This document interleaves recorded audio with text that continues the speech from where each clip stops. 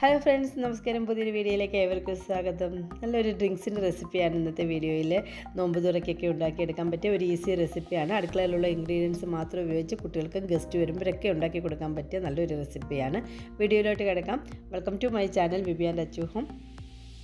ഒരു 10 സ്ട്രോബെറി കഴുകി കട്ട് ചെയ്ത് വൃത്തിയാക്കി മിക്സിയുടെ ഒരു ജാറിലേക്ക് ഇട്ട് കൊടുക്കുന്നുണ്ട്. പിന്നെ വേണ്ടത് ഒരു 1/4 കപ്പ് പാലാണ്. പാല് ഫ്രിഡ്ജിൽ വെച്ച് തണുപ്പിച്ച് അല്പം കട്ടയോട് കൂടിയ പാലാണ് ഒഴിച്ച് കൊടുക്കുന്നത്. രണ്ടും കൂടെ പാലും സ്ട്രോബെറിയും കൂടെ നല്ലതുപോലെ ഒന്ന് അരച്ചെടുക്കണം. സ്ട്രോബെറിയും പാലും കൂടെ ഒന്ന് അരച്ചെടുത്തിട്ടുണ്ട്. അതൊരു ബൗളിലേക്ക് ഒഴിച്ചു കൊടുക്കുക. പിന്നെ ഇതിലേക്ക് വേണ്ടത് 1 കപ്പ് പാലാണ്. പാല് ചേർത്ത് കൊടുക്കണം.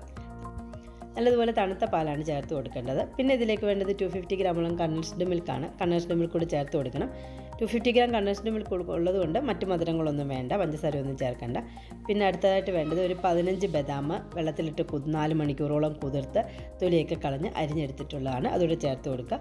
1/4 കപ്പ് കസ്കസ് ചേർത്ത് കൊടുക്കണം. 1 ടീസ്പൂൺ കസ്കസ് വെള്ളത്തിലിട്ട് കുതിർത്തെടുത്തതാണ്. തണുപ്പിനാവശ്യമായിട്ട് 5-6 ഐസ് ക്യൂബ്സ് കൂടെ ചേർത്ത് കൊടുക്കുന്നുണ്ട്. എന്നിട്ട് ഇവയെല്ലാം കൂടെ നല്ലതുപോലെ ഒന്ന് മിക്സ് ചെയ്തെടുക്കുക. സ്ട്രോബെറി സിറപ്പ് ഉണ്ടെങ്കിൽ വേണമെങ്കിൽ അത് ഒഴിച്ച് കൊടുക്കാവുന്നതാണ്. 2 ടേബിൾ സ്പൂണോളം സ്ട്രോബെറി സിറപ്പ് ചേർത്ത് കൊടുക്കുക. ഓപ്ഷനിലാണ്, താല്പര്യമുണ്ടെങ്കിൽ ചേർത്താൽ മതി. നല്ലൊരു ഡ്രിങ്ക് തയ്യാറായിട്ടുണ്ട്. ഈസി ആയിട്ട് ഉണ്ടാക്കിയെടുക്കാൻ പറ്റും. എല്ലാവരും ഉണ്ടാക്കി നോക്കുക. എൻ്റെ വീഡിയോ ആദ്യമായിട്ടാണ് കാണുന്നതെങ്കിൽ സബ്സ്ക്രൈബ് ചെയ്യുക, ഷെയർ ചെയ്യുക, ലൈക്ക് ചെയ്യുക, സപ്പോർട്ട് ചെയ്യുക. പുതിയൊരു വീഡിയോ ആയിട്ട് കാണുന്നിടം വരെ bye. Thank you for watching my video.